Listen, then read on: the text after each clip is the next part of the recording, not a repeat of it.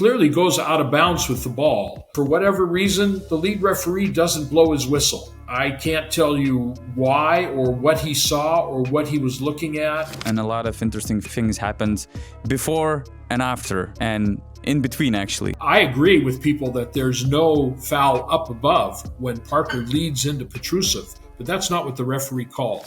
Hey everyone, this is Give Me Control, a show where a former top-level European referee and referee coach, Todd Warnick, teaches us about officiating and analyzes big calls in the EuroLeague.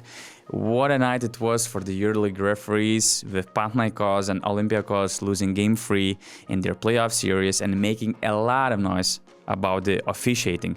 Just a quick reminder, the full episode is available for BN Plus members only, so subscribe to BN Plus on basketnews.com/plus to watch the entire episode and to get a lot of other extras. So Todd, Panathinaikos filed 2 official protests after they lost against Maccabi in Game 3. They claimed that after Lazar's block on Lorenzo Brown with 15 seconds left, possession should have been given to Pau, and that Josh Nebo committed an out-of-bounds violation with 55 seconds to play.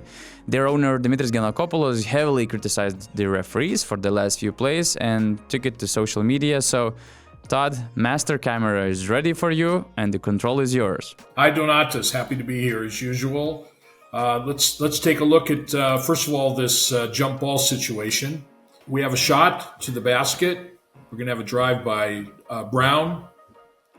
Here's the shot. Ball goes up, and the center referee comes over, and he calls basket interference or goaltending and gives 2 points to Maccabi. There's a review after the play because this play can be reviewed in the last 2 minutes. In fact, the referees do a good job of administering the replay. They look at all the right angles, and they determined that Lessort did not contact the basket while the ball was on the rim or in contact with the basket.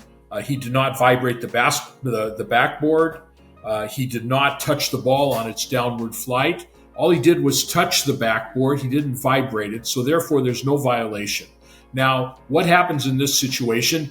If a team has control of the ball when the violation is called, that team will receive the ball. But in this situation, when the violation is called, we can see that there's no team possession by either team, either Maccabi or Panathinaikos. No one has the ball, and therefore the referees correctly determine that there should be a jump ball as a result of the no call for the basket interference or goaltending. So the referees handled this absolutely correctly.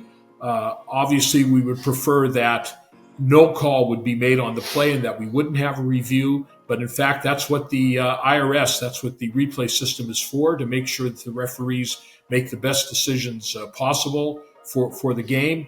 And in fact, they correct the decision and make the right determination that we have a jump ball. So I think that Panathinaikos really doesn't have a claim here that any rule was violated on this play. The referee's judgment, which is not something you can protest in general anyway, the referee's judgment was correct. There was no possession on the play, and we have a jump ball, and that's a good call.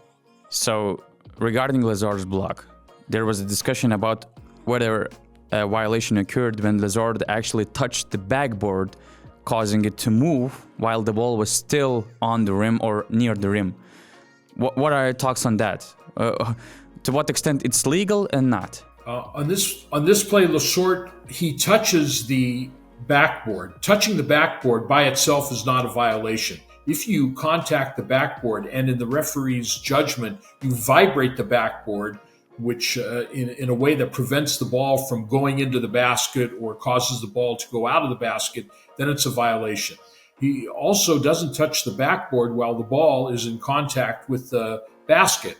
So that's not a violation either. So the referees make the correct judgment that there was no violation on the play. Obviously, if Panathinaikos wins the jump ball, I'm not sure we're going to hear about this. So they didn't. Maccabi got the jump ball instead.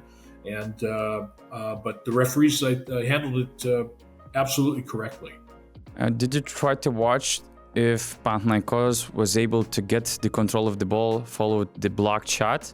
I mean, it was difficult without the replay system, but maybe that's the case of Giannakopoulos. Maybe he thought that the ball was coming out of bounds from Maccabi player, which means that Panathinaikos gets the possession to decide the game. Well, the ball wasn't out of, when the whistle was blown, the ball wasn't out of bounds yet. It was still bouncing around. It was a loose ball, and neither team was in possession. So even if the ball went out of bounds after that, the referee still made the correct judgment that because at the time of the whistle, the ball was not in possession of either team, so therefore we have a jump ball. So obviously, Giannakopoulos would prefer that Panathinaikos get the ball in that situation, but I think the referees made the correct judgment. What about Josh Nebo's situation?